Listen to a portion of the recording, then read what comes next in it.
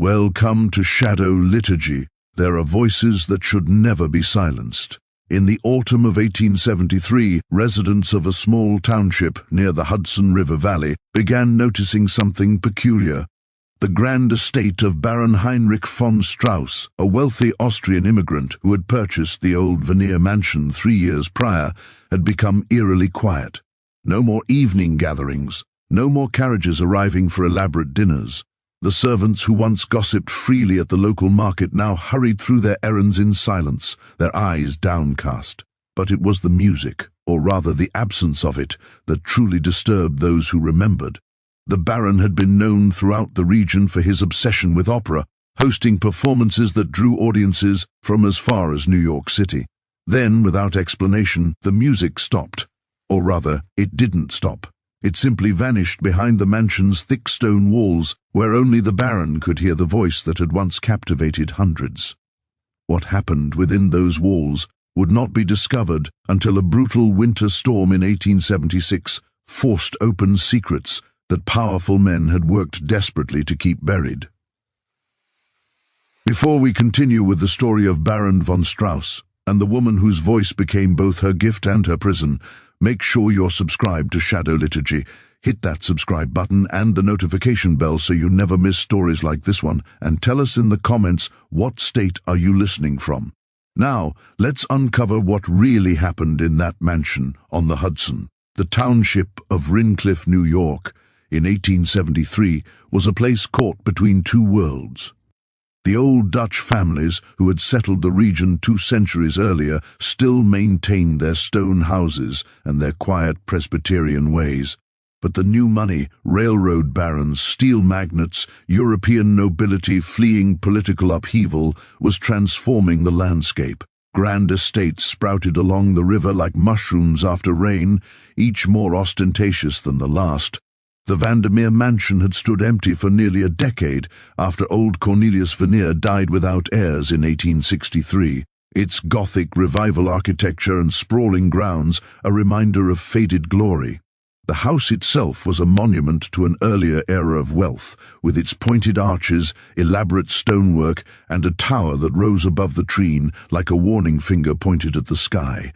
When Baron Heinrich von Strauss purchased the property in 1870 for the substantial sum of $45,000, the locals were cautiously optimistic. The Baron, a man in his late 52s with silver hair swept back from a high forehead and a meticulously groomed beard that reached nearly to his chest, claimed to be minor Austrian nobility who had made his fortune in the timber trade throughout the forests of Bohemia and Moravia. He spoke English with a thick accent that some found charming and others found effective, rolling his R's and emphasizing unexpected syllables in a way that made even simple statements sound portentous. He was generous with the local tradesmen, paying his bills promptly and in gold coin rather than the banknotes that many distrusted in those uncertain post-war years.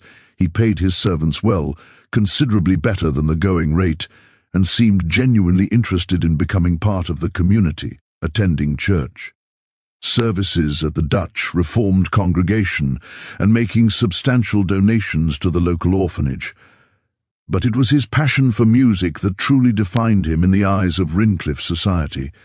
The Baron had spent what locals estimated to be another $20,000 renovating the mansion's ballroom, a cavernous space on the ground floor that had once hosted the region's most elegant gatherings.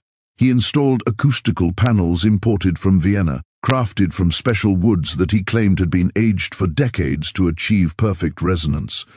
He brought in craftsmen from New York City to build a stage that could accommodate a small orchestra with special flooring designed to enhance the sound of footsteps and create the illusion that performers were larger than life. The ceiling was repainted with elaborate fresco depicting scenes from classical mythology, Apollo and the Muses, Orpheus charming the beasts with his lyre, all executed by an Italian artist who spent 6 months living at the estate. The Baron hired musicians from New York City and even from as far as Boston and Philadelphia, paying them handsomely to make the journey to Rincliffe and perform for his guests. He hosted monthly performances that became the social event of the season, sending out engraved invitations on heavy cream-colored paper embossed with his family crest, a somewhat suspicious detail, as some of the older families quietly noted that the crest bore no resemblance to any known Austrian noble house. But such concerns were easily overlooked when one received an invitation to hear a string quartet from the New York Philharmonic, or a pianist who had studied under Franz Liszt himself. Families would travel for hours to attend these performances dressed in their finest clothes, the women in silk gowns with bustles and the men in formal evening wear. They would arrive in carriages that lined the long drive leading up to the mansion, their horses stamping and snorting in the cool evening air.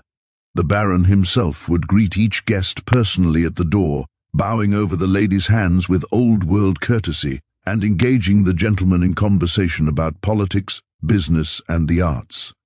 He was an excellent host, attentive without being obsequious, knowledgeable without being pedantic. The Baron would often introduce the performers himself, standing on the stage with the confidence of a man accustomed to being the center of attention. He would speak eloquently about the emotional power of music, about how it could transport the soul to realms beyond the mundane concerns of daily life, about how the great composers had understood something fundamental about the human condition that could not be expressed in mere words. His eyes would shine with an intensity that some found inspiring and others found unsettling, a fervor that seemed almost religious in its devotion. He spoke of music as if it were a living thing, something that could be possessed and hoarded, something precious that must be protected from those who could not properly appreciate it.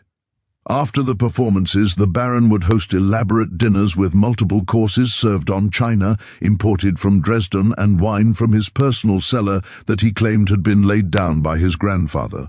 The conversations at these dinners ranged widely: politics, philosophy, the latest scientific discoveries, the ongoing recons, truction of the South, the scandals involving the Grant administration. The Baron was well informed on all these topics, though he tended to steer conversations back to music whenever possible. He had strong opinions about which composers were truly great and which were merely popular, about the proper way to interpret a Beethoven sonata or a Mozart aria. Some guests found his certainty refreshing, others found it domineering. In the spring of 1873, the Baron made an announcement that sent ripples of excitement through the community.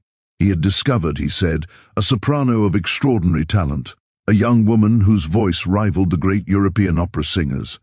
Her name was Margherita Bellini, and she was, according to the Baron, the daughter of an Italian composer who had fallen on hard times after the unification of Italy had disrupted the old patronage systems.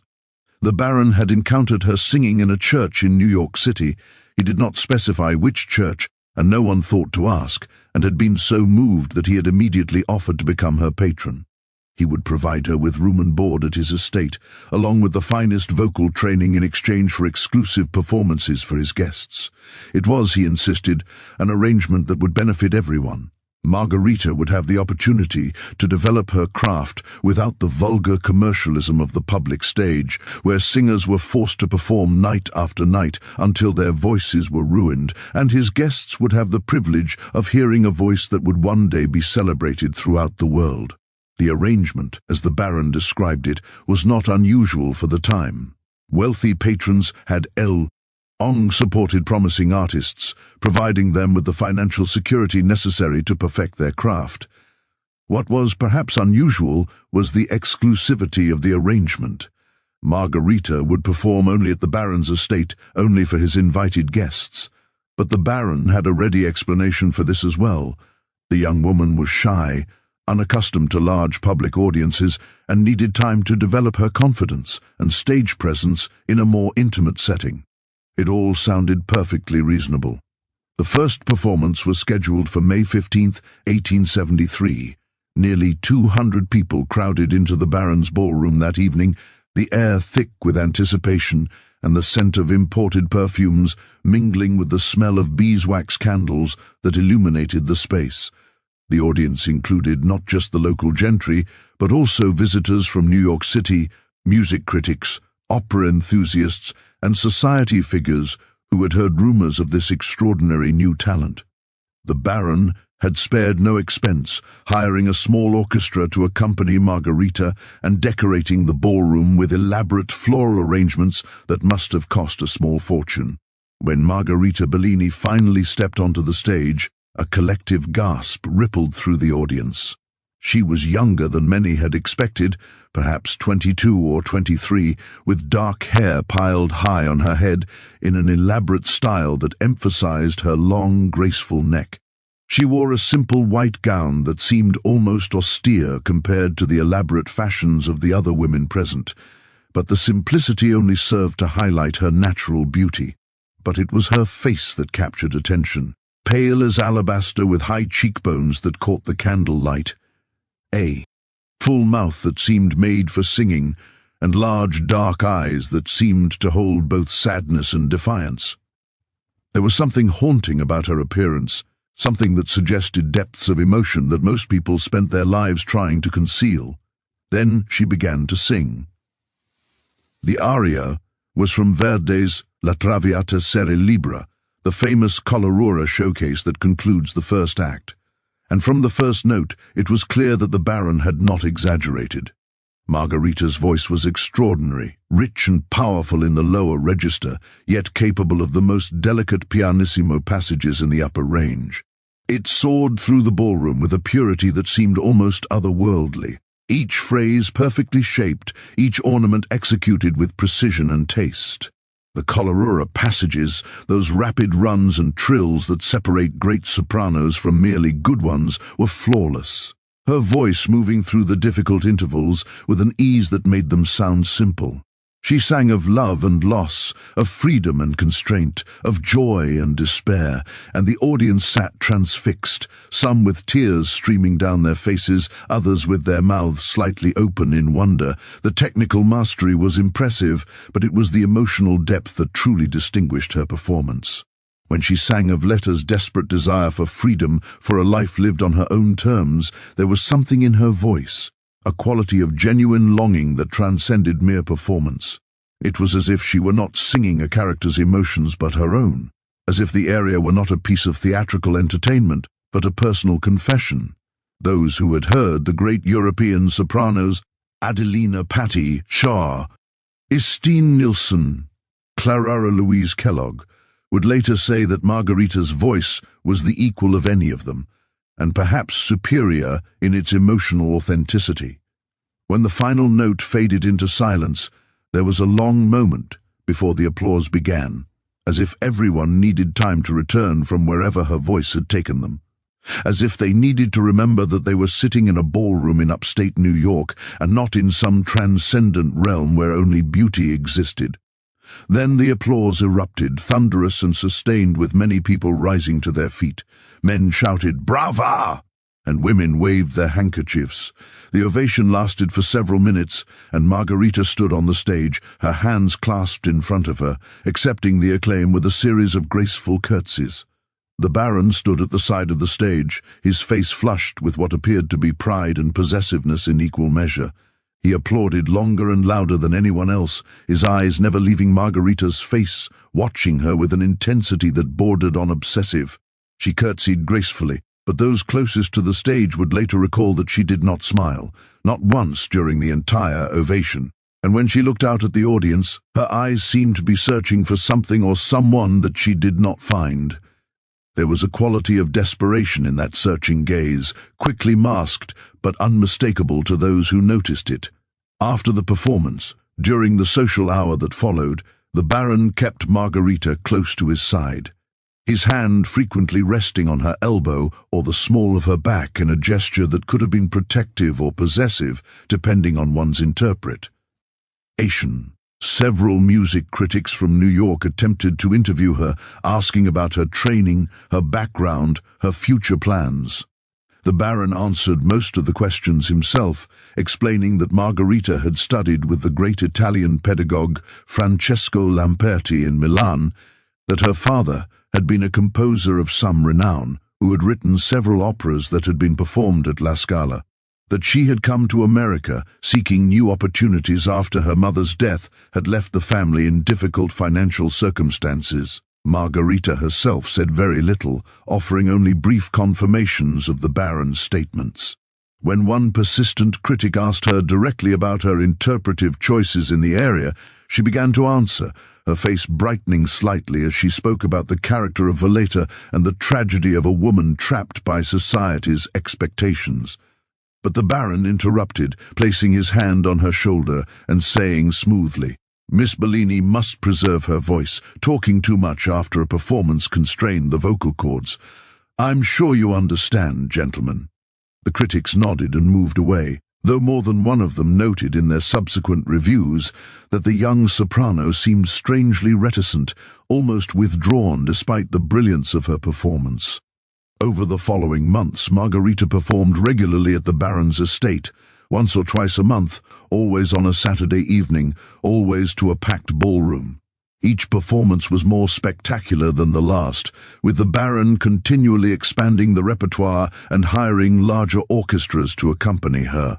She sang arias from all the major Verdi operas Il Trovatore Riccio un bal in Mascara, Don Carlo, as well as selections from Donizetti Bellini and Mozart. The Baron seemed to have an inexhaustible supply of sheet music, much of it rare editions that he claimed to have brought from Europe. Invitations to the Baron's musical evenings became highly coveted throughout the Hudson Valley and beyond.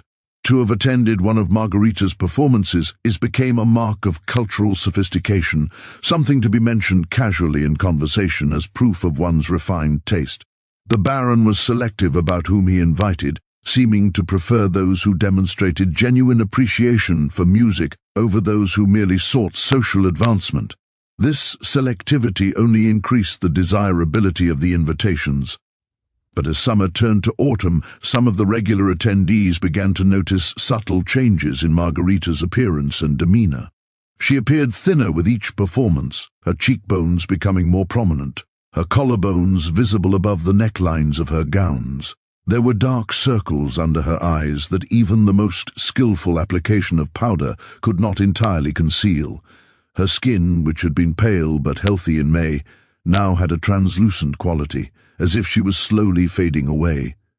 She moved more slowly, more carefully, as if conserving her energy for the performance itself. Her performances, while still technically flawless, seemed to have lost some of their emotional depth. The passion that had made her debut so memorable had been replaced by something else, a mechanical perfection that was impressive, but somehow hollow.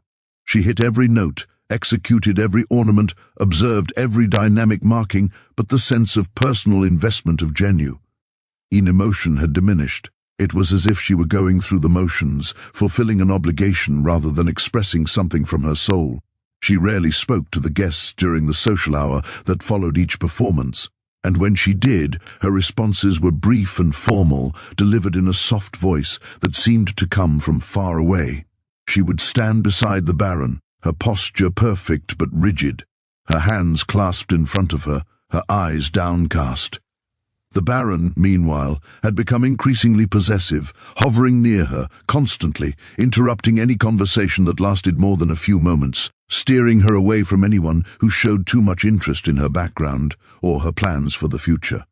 Mrs. Catherine Brennan, the wife of a prominent local merchant and one of the more perceptive members of Rincliffe society, attempted to befriend Margarita after a performance in early September. She approached the young soprano with genuine warmth, complimenting her voice and asking about her background in Italy, about what it had been like to study in Milan, about whether she missed her family. Margarita had begun to respond, her face brightening slightly, a hint of animation returning to her features as she spoke about her younger brother, Giovanni, who had also studied music and hoped to become a tenor, and about her mother, who had died of consumption 2 years earlier. But before she could say more, the Baron appeared at her elbow, seemingly materializing out of nowhere. "Miss Bellini tires easily," he said smoothly, his hand gripping Margarita's arm just above the elbow with enough force that Mrs. Brennan could see his knuckles whiten. "She must press." Of her voice. "Singing takes a tremendous toll on the body, as I'm sure you understand. She needs rest and quiet." His tone was polite, but there was an edge to it. a warning that Mrs. Brennan recognized from her years of navigating social situations. Mrs. Brennan nodded and stepped back, but not before she caught Margarita's eye. What she saw in that brief moment would trouble her for weeks afterward. A flash of desperation, of pleading, quickly suppressed but unmistakable. It was the look of someone drowning, reaching out for help but unable to speak. Mrs. Brennan would later tell her husband that she had seen that look before, in the eyes of women trapped in abusive marriages, women who had learned that asking for help only made things worse. The last public performance occurred on October 12, 1873. The program that evening included several areas from Verdi's operas, which had become Margarita's specialty. The Baron seemed to prefer Verdi above all other composers, and Margarita had developed a reputation as an exceptional interpreter of his music. But something was different that night. The audience, many of whom had attended multiple performances, could sense it even before Margarita took the stage. There was a tension in the air, a feeling of anticipation mixed with unease. Margarita appeared even more fragile than usual, her white gown hanging loosely on her frame, her face so pale that she seemed almost ghostly in the candlelight. She moved slowly across the stage, and when she took her position in front of the orchestra, she swayed slightly, as if dizzy. The Baron, watching from his usual position at the side of the stage, leaned forward, his expression intense and unreadable. The performance began well enough. Margarita sang arias from Rialto and Il Trovatore with her usual technical precision, though the emotional engagement that had characterized her earlier performances was almost entirely absent. She was going through the motions, hitting the notes, but not inhabiting the characters. The audience applauded politely, but there was a sense of disappointment, a feeling that something essential was missing. The final aria of the evening was Addio del Passato from La Traviata, a song of farewell and resignation in which the dying viola reflects on her past and prepares for death. It is one of the most emotionally demanding arias in the soprano repertoire, requiring not just technical skill but deep emotional vulnerability. As Margarita began to sing, something changed. The mechanical perfection fell away, and suddenly she was singing with all the passion and desperation that had been missing from the rest of the performance. It was as if she were not singing about Valita's death, but about her own, as if she were saying goodbye to something precious that she knew she would never have again. The audience sat transfixed, many of them moved to tears by the raw emotion in her voice. But then, on a high note near the end of the aria, her voice broke. It was barely perceptible, a momentary crack in an otherwise perfect performance, a slight wavering of pitch that lasted perhaps half a second. Most of the audience didn't even notice it, but the Baron heard it. Those seated near him saw his face darken, saw his hands clench into fists, saw a muscle in his jaw begin to twitch. His eyes, fixed on Margarita, burned with an intensity that several people would later describe as frightening. It was not anger exactly, or at least not only anger. It was something more complex. Disappointment, possessiveness, a sense of betrayal, all mixed together into an expression that suggested violence barely held in check. When the performance ended and the guests began to depart, several people noticed that the Baron did not accompany them to the door, as was his custom. Instead, he remained in the ballroom with Margarita, and as the last carriage pulled away from the estate, those inside heard something that made them exchange uneasy glances. The sound of raised voices, one male and one female, coming from the mansion's upper floors. The Baron's voice was loud and harsh, though the words were indistinct. Margarita's voice was softer, but clearly distressed, rising and falling in what sounded like pleading. The next day, the Baron's housekeeper, Mrs. Greta Hoffmann, a stern German woman in her mid-50s, who had been with the Baron since his arrival in America, visited the local dressmaker with an unusual request. She needed several simple dresses made for Miss Bellini, she explained, but they must be made to very specific measurements, and they must have no buttons or fastenings that could not be easily managed by someone whose hands were occupied. The dresses should be loose-fitting, comfortable, suitable for wearing indoors for extended periods. No corsets, no elaborate undergarments, nothing that would require assistance to put on or take off. The dressmaker, Mrs. Sarah Whitlock, a widow who supported herself and her 2 daughters through her sewing, found the request odd, but not alarming enough to refuse the business. Mrs. Hoffman was offering to pay well, twice the usual rate, and Mrs. Whitlock needed the money. It was only later, when she reflected on the measurements Mrs. Hoffman had provided, that she realized they suggested someone who had lost a considerable amount of weight in a very short time. The snort's waist measurement in particular was alarmingly small, barely 20 in, the size of a young girl rather than a grown woman. After that October performance, the musical evenings at the Baron's estate simply ceased. No announcement was made, no explanation offered. The Baron sent no more invitations, hired no more musicians, hosted no more dinners. When curious neighbours inquired, they were told that Miss Bellini had taken ill and required rest and quiet to recover her voice. The Baron himself was rarely seen in town, and when he did appear, he was brusque and distracted, conducting his business quickly and returning immediately to the estate. He no longer attended church services or social gatherings. He seemed to have withdrawn entirely from the community life that he had once embraced so enthusiastically. The servants, who had once been friendly and talkative, now seemed frightened. They completed their errands in silence and refused to answer questions about the household. When Mrs. Whitlock delivered the dresses to the estate, Mrs. Hoffman met her at the door and took the package without inviting her inside, something that would have been considered extremely rude under normal circumstances. The housekeeper's face was drawn and tired, and there were dark circles under her eyes that suggested she was not sleeping well. She paid Mrs. Whitlock in cash, counting out the bills shaking hands, and closed the door without a word of thanks or farewell. Weeks turned into months. Winter arrived early that year, bringing heavy snows that isolated the grand estates along the river and made travel difficult. The Vandermeer mansion, perched on a hill overlooking the Hudson, became even more remote, its windows dark except for a single light that burned in the east tower every night from dusk until dawn. The light never wavered, never went out, burning with a steady, unwavering glow that some found comforting and others found ominous. Local children passing by on their way to school along the road that ran below the estate claimed they sometimes heard singing coming from that tower. A woman's voice, beautiful but sad, that seemed to float on the winter wind. They said the voice would sing the same phrases over and over, as if practicing or perhaps as if trapped in some kind of loop, unable to move forward. Their parents dismissed these stories as imagination, the kind of fanciful tales that children tell to make their walks to school more interesting.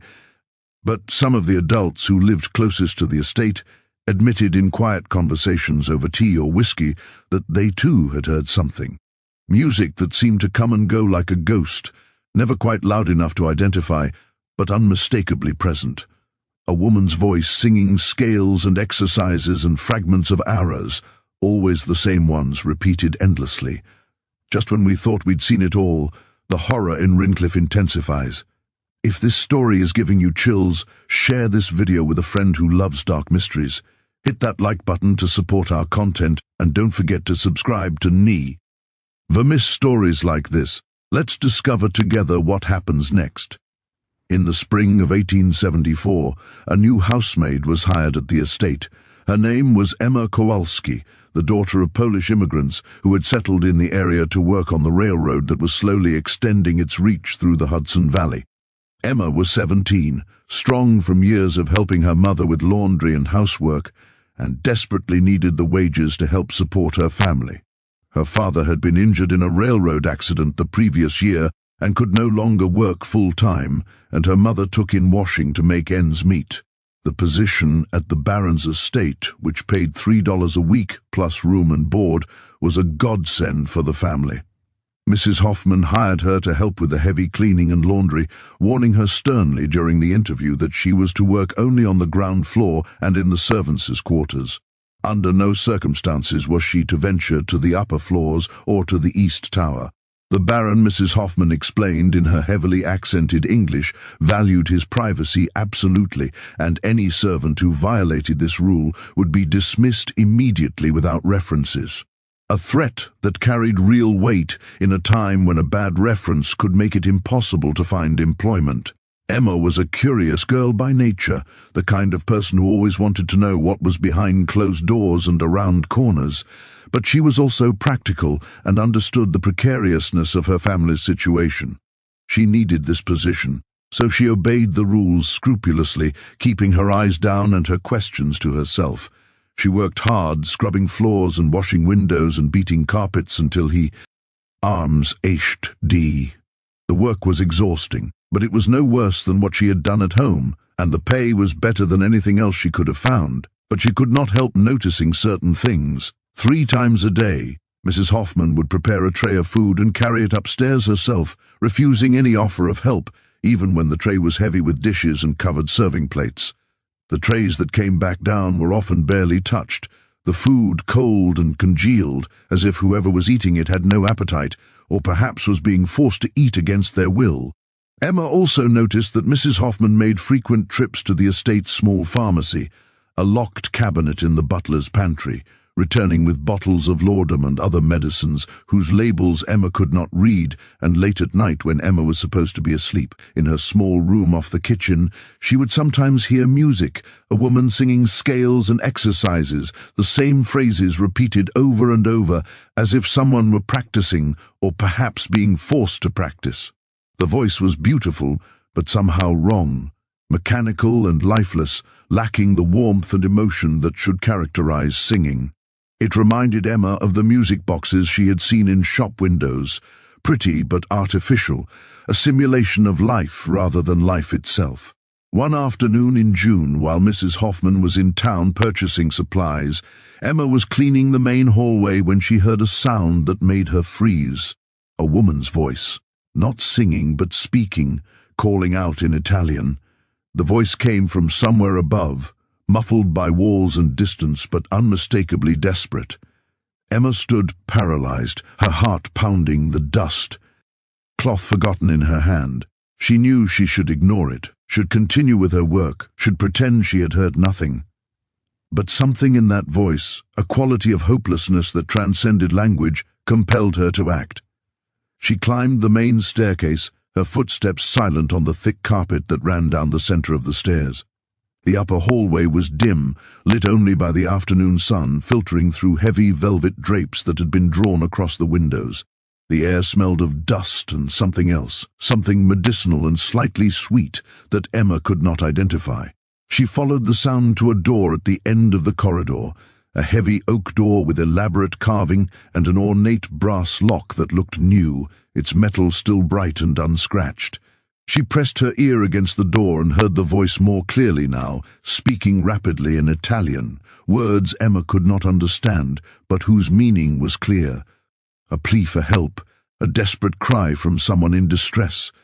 The voice would speak for a few moments, then pause, then speak again, as if the speaker were gathering courage, or perhaps waiting for a response that never came. Emma tried the handle. Locked. She knocked softly and whispered in English, "Hello, are you all right?" The voice inside stopped abruptly. There was a long silence during which Emma could hear her own heart beating and the distant sound of a clock ticking somewhere in the house. Then a response came in accented but clear English. "Who is there? Please, you must help me. I am locked in. I cannot." The voice broke off suddenly, and Emma heard another sound, heavy footsteps on the stairs behind her, climbing rapidly, the tread of someone large and angry. She turned to find the Baron standing at the top of the staircase, his face dark with fury. He was breathing heavily as if he had been running, and his eyes were wild, almost manic. In that moment, Emma understood that she had made a terrible mistake, that she had crossed a line from which there was no return. "What are you doing here?" His voice was low and dangerous, barely above a whisper, which somehow made it more frightening than if he had shouted. Emma stammered an excuse. She had heard a noise. She thought perhaps a window had broken. She was only trying to help. But the Baron was not listening. He advanced toward her, and Emma saw something in his eyes that terrified her more than his anger, a cold calculation, as if he were weighing options, considering solutions to a problem she represented.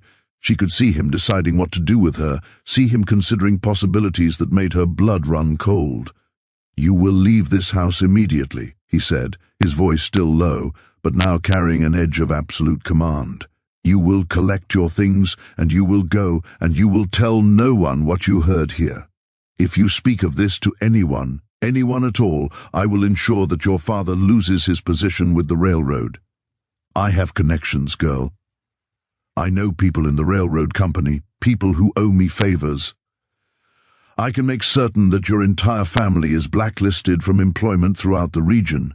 Your father will never work again. Your family will starve. Do you understand me?" Emma nodded, tears streaming down her face, her whole body shaking. She fled down the stairs, nearly tripping in her haste, grabbed her few possessions from her row. A spare dress, a hairbrush, a small Bible her mother had given her, and ran from the estate. She did not stop running until she reached her family's small house 2 miles away, her lungs burning and her legs aching. When her mother asked what had happened, why she was home in the middle of the day, why she was crying, Emma said only that the position had not suited her, that snorts, she had not been able to do the work to Mrs. Hoffman's satisfaction. She was too frightened to say more. The Baron's threat had been clear, and she knew that men of his wealth and position had the power to destroy families like hers with a word, with a letter, with a quiet conversation in the right office. But Emma could not forget that voice, that desperate plea for help. It haunted her dreams, waking her in the middle of the night with her heart racing and sweat soaking her nightgown. She would lie in the darkness listening to her father's snoring from the next room, and her younger siblings' quiet breathing, and she would think about the woman locked in that tower alone, and afraid, calling out for help that never came. The guilt ate at her, the knowledge that she had run away, that she had saved herself and left someone else to suffer after several sleepless weeks, during which she grew pale and listless, and her mother began to worry that she was falling ill. Emma finally confided in Father Michael O'Brien, the priest at the local Catholic church. Father O'Brien was a young man, newly arrived from Ireland less than a year earlier, with a strong sense of justice and perhaps not yet fully aware of how power operated in places like Rincliffe, where wealth could buy silence and influence could bury. Inconvenient truths. He was in his late 20s with red hair and blue eyes and a passion for social reform that had gotten him into trouble with his superiors back in Dublin. He listened to Emma's story with growing concern, his expression darkening as she described the locked door, the desperate voice, the Baron's threats. When she finished, he sat in silence for a long moment, his hands clasped in front of him, his eyes closed as if in prayer. Then he looked at her and said, "You did the right thing by coming to me. This is a serious matter, and it cannot be ignored. I will investigate, and I will do everything in my power to help whoever is being held in that house." Father O'Brien's first step was to visit the Baron's estate under the pretense of soliciting donations for the church's charity work, a common practice that gave him a legitimate reason to call on wealthy parishioners. He was received at the door by Mrs. Hoffman, who looked at him with suspicion and barely concealed hostility. When he explained the purpose of his visit, she told him curtly that the Baron was not at home and was not interested in receiving visitors or making donations. The Baron, she said, had his own charities that he supported and did not wish to be bothered by every priest and minister who came calling. Father O'Brien persisted, asking politely if he might leave some information about the church's work with the poor, perhaps some pamphlets that the Baron could review at his leisure. Mrs. Hoffman reluctantly agreed to take the materials, though it was clear she had no intention of actually giving them to the Baron. As Father O'Brien handed her the pamphlets, he mentioned casually that he had heard of Miss Bellini's beautiful voice and hoped she might be willing to perform at a church benefit concert that was being planned for the autumn. The church had a fine organ and excellent acoustics, he said, and it would be a wonderful opportunity for the community to hear such a talented singer in a sacred setting. Mrs. Hoffman's expression hardened. Her jaw tightened and her eyes narrowed, and when she spoke, her voice was cold and final. "Miss Bellini is no longer in residence," she said firmly. "She returned to Italy to care for her ailing father. She left several months ago. Now, if you'll excuse me, Father, I have work to attend to." She closed the door in his face, not quite slamming it, but making it clear that the conversation was over. Father O'Brien left, but he was not satisfied. The housekeeper's reaction had been too defensive, too quick. If Margarita had simply returned to Italy, why would Mrs. Hoffman be so hostile to a simple inquiry? He made inquiries in town, speaking discreetly to merchants and other servants, asking casual questions about the Baron's household and whether anyone had seen Miss Bellini recently. What he learned troubled him deeply. No one had seen Margarita Bellini leave the estate. There had been no carriage to take her to the train station, no luggage loaded onto a wagon, no farewell to any of the people she had met during her months in Ringcliffe. For someone who had been such a prominent figure in the community, her departure had been remarkably quiet and unnoticed. Moreover, several people reported hearing singing from the mansion late at night, the same beautiful soprano voice that had once filled the Baron's ballroom. If Margarita had truly returned to Italy, whose voice was that? The Baron's explanation of a music box seemed increasingly implausible. The priest brought his concerns to Sheriff Thomas Brennan, Mrs. Catherine Brennan's husband and the chief law enforcement officer in Ringcliffe. Sheriff Brennan was a practical man in his early 42nds, cautious and aware of the political realities of his position. He had been sheriff for nearly 10 years, elected and re-elected, because he understood how to maintain order without causing unnecessary trouble for the people who mattered, the wealthy landowners and businessmen who effectively controlled the town. The Baron was wealthy and influential with friends in Albany and New York City, men who could make life very difficult for a small-town sheriff who overstepped his bounds. Accusing such a man of wrongdoing based on the testimony of a dismissed housemaid and the suspicions of a young priest was dangerous. It could end Sheriff Brennan's career, could result in lawsuits and political pressure that would force him out of office. Nevertheless, Sheriff Brennan was not a corrupt man, and he took his responsibilities seriously. His wife had told him about her concerns regarding Margarita, about the look she had seen in the young woman's eyes, and he trusted his wife's judgment. He agreed to visit the estate and make some inquiries, though he warned Father O'Brien not to expect too much. The Baron received the sheriff with perfect courtesy, showing him into a well-appointed study lined with books and decorated with paintings of European landscapes. He offered brandy from a crystal decanter, which Sheriff Brennan declined and listened with apparent patience as the sheriff explained that there had been some concern about Miss Bellini's welfare, that some people in town were worried about her sudden disappearance, that it would be helpful if the Baron could provide some clarification about her current whereabouts. The Baron smiled, a cold, controlled expression that did not reach his eyes. "I appreciate your concern, Sheriff, but I assure you it is misplaced. Miss Bellini did indeed return to Italy. Her father fell gravely ill, consumption, I believe, and she felt obligated to care for him. It was all very sudden, which is why there was no formal farewell. She received a telegram late one evening and departed the very next morning. I arranged for a private carriage to take her to the train station in Poughkeepsie, as I did not want her to have to wait for the regular coach. I have letters from her if you would like to see them."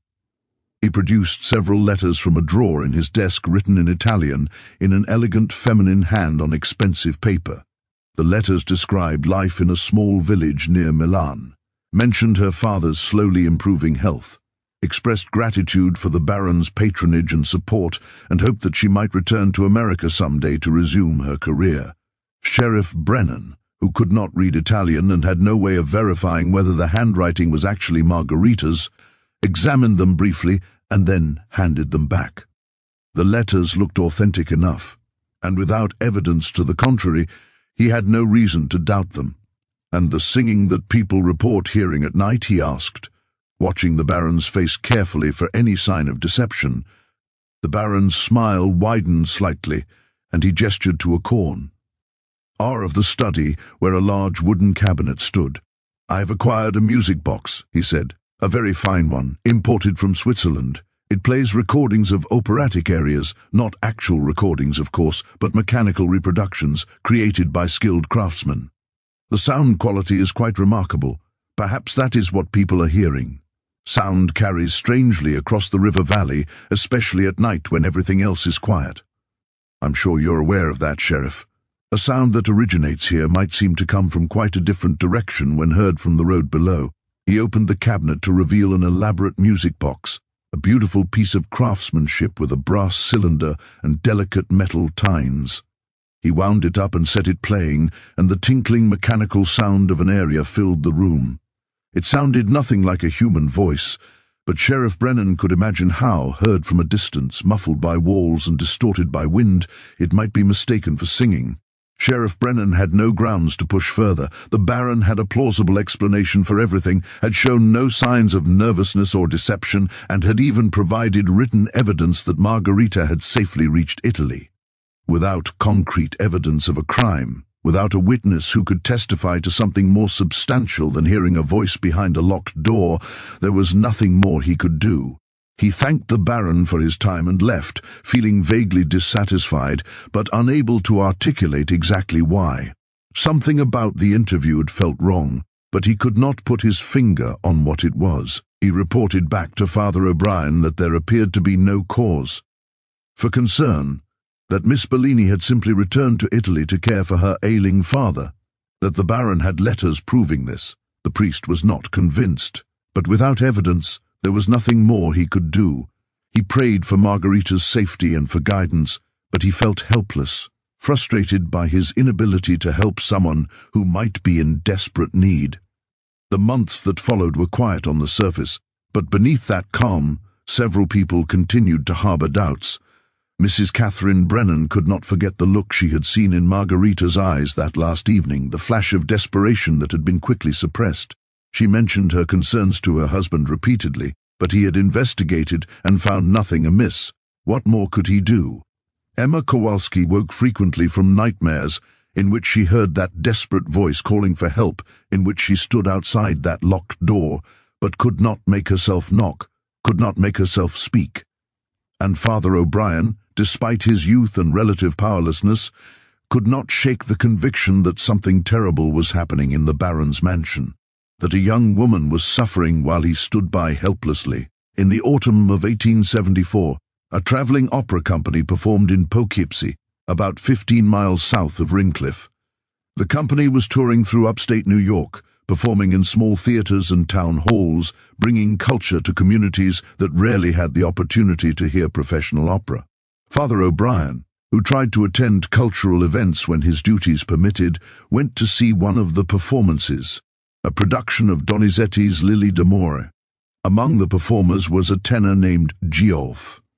Annie Rossetti, who sang the role of Nearino with considerable skill and charm.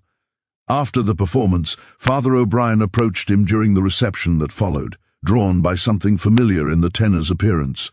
Dark hair, dark eyes, high cheekbones. In halting Italian learned from his seminary studies, Father O'Brien asked if Rossetti had ever heard of a soprano named Margarita Bellini, daughter of a composer, who had supposedly returned to Italy to care for her ailing father. Rossetti's reaction was immediate and visceral. His face palled, and he gripped Father O'Brien's arm with enough force to leave bruises. "Where did you hear that name?" he demanded in English, his accent thick but his words clear. "Where is she? Is she here? Is she alive?" When Father O'Brien explained about the Baron and the performances and Margarita's supposed return to Italy, Rossetti shook his head vehemently, his eyes filling with tears. "There is no Margarita Bellini," he said, his voice shaking. "That is not her real name. Her name is Margarita Santoro, and was my sister, and she never returned to Italy. Our father is not ill, he is dead, he died 5 years ago. Whatever that man told you, it is a lie." Over the next hour, in a quiet corner of a tavern near the theatre, Rossetti told Father O'Brien the truth. Margarita was not the daughter of a composer, but the daughter of a tailor from Naples, a skilled craftsman who had made suits for wealthy merchants and minor nobility. She had possessed an extraordinary voice from childhood, singing in the church choir and at family gatherings, and their parents had recognized her gift. They had sacrificed everything to give her musical training, Ying for lessons with a local singing teacher, and later, when her talent became undeniable, sending her to study in Milan with one of the great pedagogues of the age. She had begun to build a reputation in Italian opera houses, singing small roles at first and then larger ones, earning praise from critics and audiences alike. She had been on the verge of a major breakthrough, about to be offered a contract at La Scala, when she met Baron Heinrich von Strauss, who was travelling through Italy in the spring of 1872. The Baron had attended a performance in which Margherita sang the role of Gilda in Verdi's Rialto, and he had been immediately obsessed with her voice and with her. He had come backstage after the performance and introduced himself, presenting his card and expressing his admiration in flowery language. Over the following weeks, he had attended every performance in which she sang, sending flowers to her dressing room and invitations to dinner. He had been charming and attentive, if somewhat intense, and Margherita had been flattered by the attention of a wealthy nobleman. When he offered her a contract to perform in America, promising fame and fortune and the opportunity to sing for audiences who had never heard anything like her voice. She had been tempted. Her family had been hesitant. There was something about the Baron that made them uneasy, though they could not articulate exactly what it was. But the money he offered was extraordinary, more than Margherita could earn in 5 years of singing in Italian opera houses. And the opportunity to perform in America seemed like the chance of a lifetime. After much discussion and prayer, they had agreed. Margherita had sailed America in early 1873, accompanied by the Baron. For the first few months, she had written regularly to her family, describing the performances and the beautiful estate and the enthusiastic audiences. Her letters had been cheerful and optimistic, full of plans for the future. But then gradually the tone had changed. The letters became shorter, less frequent, more guarded. She mentioned that the Baron was very demanding, that he insisted on being present for all her practice sessions, that he had strong opinions about how she should interpret various roles. She wrote that she felt isolated, that she missed her family and her friends, that she was homesick for Italy. The last letter they received in October 1873 had troubled the family deeply. Margherita wrote that she was well but tired, that the Baron was becoming increasingly controlling, that she was not allowed to leave the estate without his permission.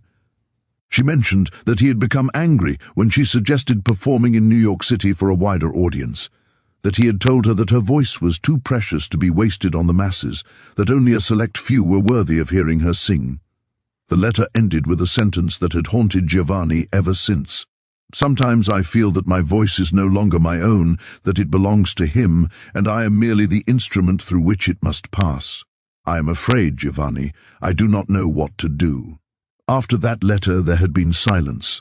The family had written repeatedly but received no response. They had sent telegrams, but these too went unanswered. Finally, in desperation, Giovanni had borrowed money from relatives and friends, had sold his few possessions, and had ked passage to America, determined to find his sister and bring her home. He had arrived in New York City 3 months earlier and had been searching for her ever since, performing with traveling opera companies to earn money while making inquiries at every theatre and opera house, showing Margherita's photograph to anyone who might have seen her. He had finally traced her to Rincliffe, but when he arrived in the town and began asking questions, he had been told that she had returned to Italy, which he knew to be a lie, because she had never arrived home, because their family had heard nothing from her in more than a year. He had been trying to figure out what to do, how to get access to the Baron's estate, how to find proof that his sister was being held against her will, when Father O'Brien had approached him.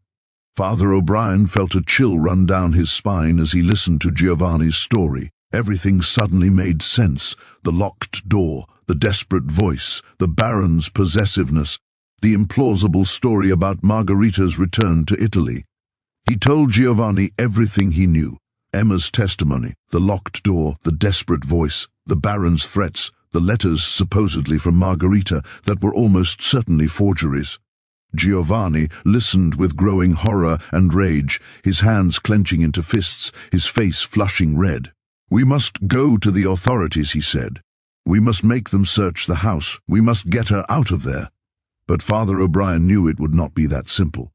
Sheriff Brennan had already investigated and found nothing amiss. The Baron had letters that appeared to be from Margherita, written in Italian in a feminine hand. Without concrete evidence of a crime, without Margherita herself testifying that she was being held against her will, no judge would issue a warrant to search the home of a wealthy and influential man based on the word of a foreign tenor and a dismissed housemaid. They needed proof, something undeniable that would force the authorities to act. Giovanni had an idea. If Margherita was indeed being held in the mansion, if she was still alive, then perhaps she could be reached. He proposed that he and Father O'Brien approach the estate at night, when the Baron might be less vigilant, and try to make contact with whoever was in that locked room. It was dangerous, and possibly illegal, trespassing at the very least, and perhaps breaking and entering if they tried to force their way in. But Father O'Brien, after a night of prayer and soul-searching, agreed. Some sins, he believed, were too great to ignore, even if exposing them required bending certain rules. The commandment against bearing false witness was important, but surely the commandment against allowing evil to flourish was more important still. On a moonless night in late October 1874, exactly 1 year after Margherita's last public performance, Giovanni and Father O'Brien made their way through the woods that bordered the Baron's estate. The night was cold and damp, with a mist rising from the river that made visibility poor and turned every tree into a ghostly shape. They moved slowly and carefully, trying to avoid stepping on branches that might crack and give away their presence. The mansion loomed against the dark sky, most of its windows black, but the light in the east tower burned as always, a steady beacon that seemed to mock their efforts at stealth. They circled the building, looking for a way to approach that tower without being seen from the main house. The grounds were extensive, with formal gardens and stands of trees that provided some cover, but the tower itself stood somewhat apart from the main structure, connected by a covered walkway. The tower had a single window about 20 feet above the ground, too high to reach without a ladder, but there was a large oak tree growing nearby, its branches extending toward the tower, and Giovanni thought that if he could climb the tree he might be able to get close enough to the window to see inside and perhaps make contact with whoever was there. Father O'Brien kept watch below while Giovanni climbed the tree. The bark was rough and damp, making it difficult to get a good grip, and the branches swayed alarmingly in the wind. Giovanni was younger and more agile than the priest, but he was not accustomed to climbing trees, and he moved slowly and carefully, testing each branch before putting his full weight on it. The branch that reached closest to the window was thin and swayed alarmingly under his weight, but he managed to inch along it until he was close enough to see into the room. What he saw would haunt him for the rest of his life. The room was small and sparsely furnished, a narrow bed with a thin mattress and a single blanket, a washstand with a chipped basin and pitcher, a single wooden chair, and sitting on that chair, her back to the window, was a woman. Even from behind, Giovanni recognized his sister by her dark hair, though it was longer now and hung loose down her back rather than being styled in the elaborate arrangements she'd once favored. She was weary. A simple white dress, one of the dresses Mrs. Whitlock had made, and she appeared to be singing. He could see her shoulders moving with her breath, could see her head tilting as she reached for high notes, though he could hear nothing through the thick glass of the window. He tapped on the window gently at first and then more insistently. Margherita stopped singing and turned slowly as if in a dream. When she saw him, her eyes widened in shock and disbelief. For a moment, she simply stared, her mouth open, her hands rising to her face as if to confirm that she was not hallucinating. Then she stood and moved toward the window, and as she did, Giovanni saw what made him nearly lose his grip on the branch and fall to the ground below. There were iron cuffs around her ankles, connected by a short chain that allowed her to walk, but not to run, not to move freely. The chain was attached to a bolt in the floor near the center of the room, giving her access to the bed, the washstand and the chair, but preventing her from reaching the door or the window. Margarita pressed her hands against the glass, tears streaming down her face, her mouth moving as she spoke words he could not hear. She was thin, terribly, frighteningly thin, her cheekbones sharp beneath pale skin, her eyes enormous in her gaunt face. She looked like someone who had been ill for a long time, or someone who was slowly starving. Giovanni pressed his own hands against the glass, trying to communicate through gestures that he would get help, that he would return, that she should not give up hope. Margarita shook her head violently and pointed downward toward the door of her room. She was trying to tell him something urgent, her gestures becoming more frantic.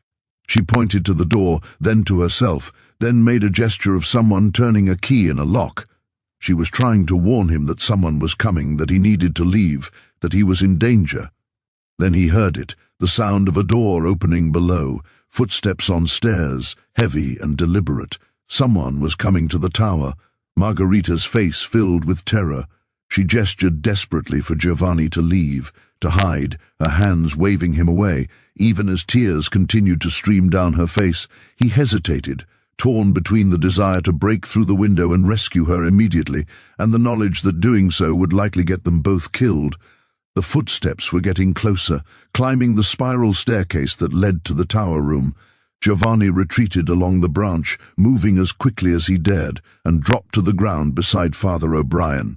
They ran into the woods and did not stop until they were well away from the estate, their hearts pounding, their breath coming in gasps. When they finally paused to rest, leaning against trees and trying to catch their breath, Giovanni told the priest what he had seen. The chains, the terror in his sister's eyes, the way she had been singing even though she was alone, or perhaps not alone, perhaps the Baron had been there just out of sight, forcing her to perform for him and him alone. Now they had their evidence. Now they could go to the authorities and demand action. But when they returned to town the next morning and reported what they had seen to Sheriff Brennan, they encountered an unexpected obstacle.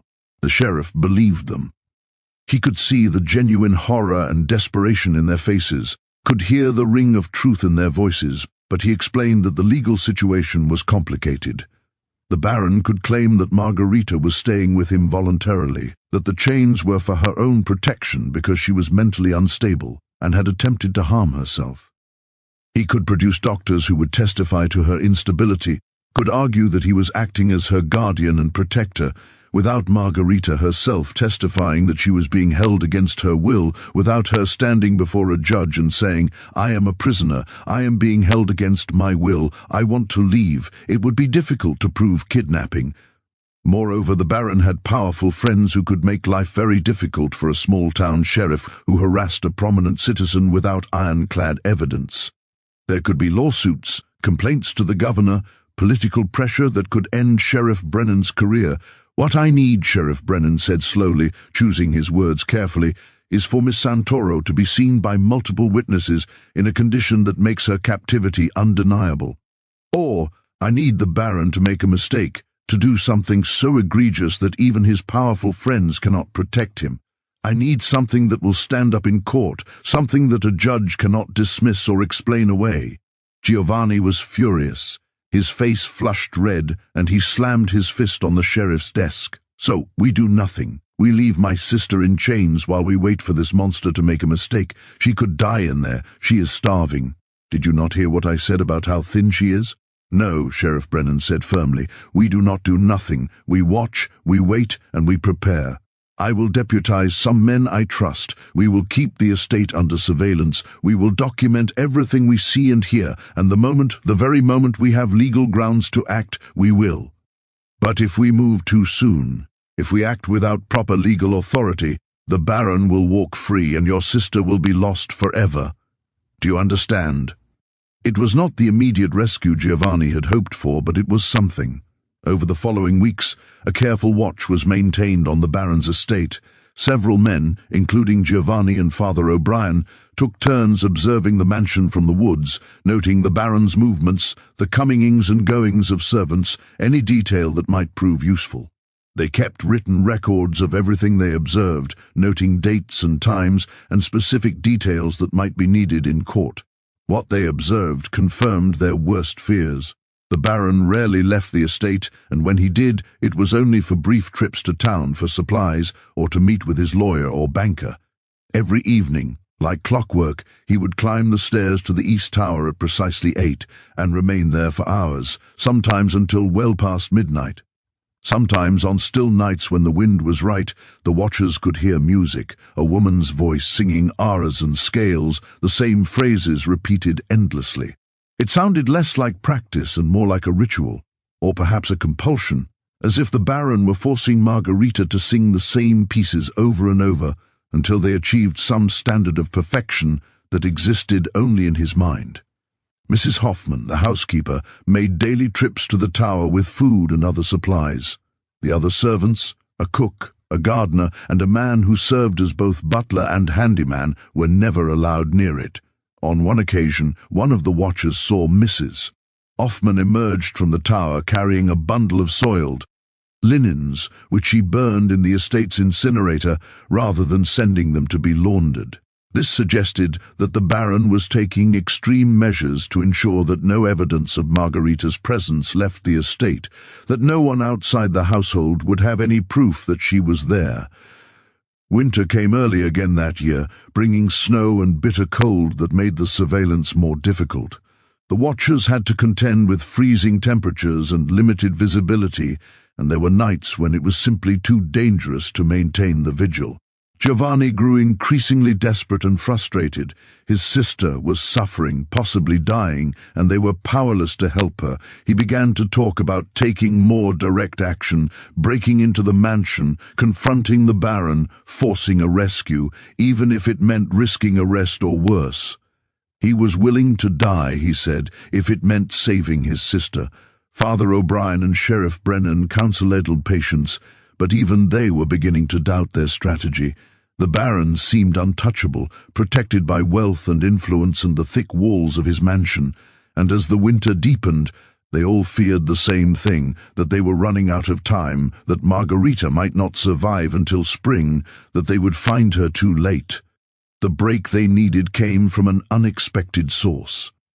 In January 1875, a new doctor arrived in Ringcliffe. His name was Dr. Samuel Hartwell, and he had recently completed his medical training in Boston, where he had studied under some of the most progressive physicians in the country.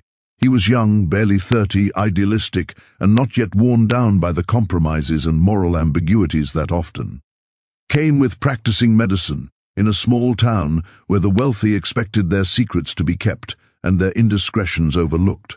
Dr. Hartwell was called to the Baron's estate in late January to treat Mrs. Hoffman, who had developed a severe respiratory infection that had left her bedridden with a high fever and a cough that produced blood-tinged sputum. While examining the housekeeper in her room on the ground floor, Dr. Hartwell heard something that made him pause in the middle of listening to her lungs with his stethoscope. A woman's voice singing faintly from somewhere above. The voice was beautiful but somehow wrong, mechanical and lifeless, singing the same phrase over and over. "Ser libera Deo, always free must I be," the irony of which was not lost on the doctor once he understood the situation. He asked Mrs. Hoffman about it, and she explained, as the Baron had explained to others, that it was a music box, a mechanical device that the Baron enjoyed listening to. But Dr. Hartwell had studied music as well as medicine. He played the violin and had performed in amateur orchestras during his years at university, and he knew the difference between a mechanical reproduction and a human voice. What he heard was unmistakably human and unmistakably distressed. The voice would sing a phrase, then stop abruptly, then begin again, as if the singer were being interrupted or corrected, as if someone were standing over her, demanding perfection and punishing mistakes. There was something profoundly wrong about it, something that made the doctor's skin crawl and his medical instincts scream that someone was in distress, that someone needed help. After treating Mrs. Hoffman and leaving her with instructions and medicine, Dr. Hartwell mentioned his concerns to Sheriff Brennan, who immediately brought him into the circle of those who knew the truth about Margarita. Dr. Hartwell was shocked and outraged. As a physician, he understood that Margarita's physical and mental health were likely in grave danger after more than a year of captivity. Prolonged isolation, inadequate nutrition, and psychological abuse could cause permanent damage, could kill her, even if the Baron never laid a violent hand on her. He offered to help in any way he could, and Sheriff Brennan had an idea. If Dr. Hartwell, as a licensed physician, could examine Margarita and document evidence of abuse or unlawful imprisonment that would provide the legal grounds needed for an arrest and a thorough search of the estate. The challenge was getting access to Margarita. The Baron would never voluntarily allow a doctor to examine her, would never admit that she was even there. They devised a plan. Dr. Hartwell would return to the estate, ostensibly to check on Mrs. Hoffman's recovery, but would bring with him a legal document, a public health order hastily drafted by Judge William Hicks, a sympathetic magistrate who had been quietly horrified by the stories he had heard about the Baron. The order required that all residents of the estate be examined for signs of the respiratory infection which could potentially spread to the wider community if not properly contained. It was a thin pretext, and Judge Hendrick was stretching his authority to the breaking point by issuing it, but it was legal, and it would give Dr. Hartwell the authority to insist on examining everyone in the household, including anyone in the East Tower. On February 3, 1875, Dr. Hartwell returned to the Baron's estate, accompanied by Sheriff Brennan and 2 deputies. The Baron met them at the door, his face darkening when he saw the sheriff and his men. Dr. Hartwell explained the situation, the public health concern, the legal requirement for examinations, the need to ensure that the infection had not spread to other members of the household. He presented the judge's order, written on official paper and bearing the judge's seal. The Baron read the document carefully, his jaw tightening with each line. He understood that he was trapped. If he refused to comply, it would raise immediate suspicions and give the sheriff grounds to obtain a search warrant. If he complied, he would have to allow Dr. Hartwell access to Margarita. He made a calculation, perhaps believing that he could still control the situation, that Margarita was too broken or too frightened to speak the truth, that he could explain away whatever the doctor saw. "Very well," he said coldly, his voice tight with barely suppressed rage. "But I must insist on being present during all examinations. This is my home, and I have the right to ensure my privacy is respected, and that my guests are not subjected to unnecessary distress." The examinations began in the kitchen. One by one, the servants were checked under Dr. Hartwell's watchful eye. All were healthy. Mrs. Hoffman was recovering as expected, her fever broken, her cough improving. The cook, the gardener, the butler, and the handyman submitted without complaint, though their nervous glances kept drifting toward the Baron, as if awaiting permission to breathe. Inly, only one person remained. "I believe there is one more resident," Dr. Hartwell said carefully, his tone neutral, professional. "I heard a woman singing when I was here last week, a woman's voice. I must examine her as well." The Baron went rigid, all colour drained from his face. His hands clenched at his sides. "That is Miss Bellini," he said, barely above a whisper. "She is my guest. She is not ill. There is no need to examine her." "Nevertheless," Dr. Hartwell replied firmly, "the order requires all residents. No exceptions. I'm sure you understand, Baron. This is a matter of public health." For a long moment no one spoke. The air in the room thickened with tension. Sheriff Brennan's hand drifted toward his sidearm. The deputies subtly shifted, positioning themselves to restrain the Baron if necessary. Slowly the Baron nodded, his face flushed red, a vein throbbing in his temple. "Follow me." He led them up the stairs toward the East Tower, moving as though each step required immense effort. At the heavy oak door, he withdrew an ornate key, large, old-fashioned, almost medieval, and unlocked it. The door creaked open, revealing a narrow staircase spiraling upward into darkness. The air was stale, sweet, medicinal. Dr. Hartwell recognized the scent immediately, an opium-based tincture commonly used to dull pain and obedience. At the top of the tower was a small room, just as Giovanni had described. Sparse furnishings, a single window admitting weak winter light, and seated in a chair, hands folded in her lap, was Margarita Santoro. Dr. Hartwell nearly gasped. She was skeletal, cheekbones sharp beneath pale, stretched skin. Her eyes were enormous, haunted, her arm thin as twigs. Collarbones jutted sharply above her dress. She looked like someone who had been starving for months. Iron cuffs encircled her ankles. A chain lay coiled beside her like a metal serpent. The skin beneath the cuffs was raw and scarred, evidence of long confinement and failed attempts to escape. "Miss Bellini," the Baron said, his voice controlled with effort. "This is Dr. Hartwell. He must examine you. It is only a formality. You will cooperate." Margarita looked at the doctor, then the sheriff, then back to the Baron. Something flickered in her eyes. Hope, calculation, desperation. She nodded. Dr. Hartwell approached slowly, medical bag in hand, as if nearing a wounded animal. "May I examine you?" he asked gently. As he knelt to take her pulse, he whispered, low enough for only her to hear, "Your brother is in town. We are here to help you. Tell me the truth. Are you here against your will?" Tears welled in her eyes. Her pulse suddenly raced beneath his fingers. She opened her mouth to speak. "Enough," the Baron snapped, stepping forward. "You can see she is in perfect health." "I am not satisfied," Dr. Hartwell said, rising to his feet, his voice shaking with controlled fury. "This woman is malnourished, traumatized, restrained. Sheriff, you need to see this." The Baron's face contorted with rage. "She is here voluntarily," he shouted. "She is unstable. The restraints are for her protection." "Is that true?" Sheriff Brennan asked quietly, using her real name. "Miss Santoro, are you here voluntarily?"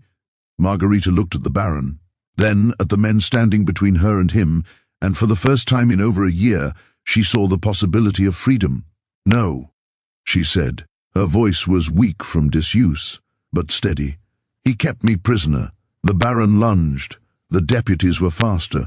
As they dragged him to the floor, he screamed, rage, obsession, madness spilling free. "She is mine! Her voice is mine! You owe nothing," the sheriff said coldly. "Baron Heinrich von Strauss, you are under arrest." What followed became one of the most sensational trials of 1875. Chains, forged letters, medical testimony. A voice reclaimed. The jury deliberated less than 2 hours. Guilty on all charges, Margarita never sang for the world again, but she sang for herself, and on certain nights, when the wind moves just right, some say music still drifts where the tower once stood. A woman's voice, beautiful and free at last.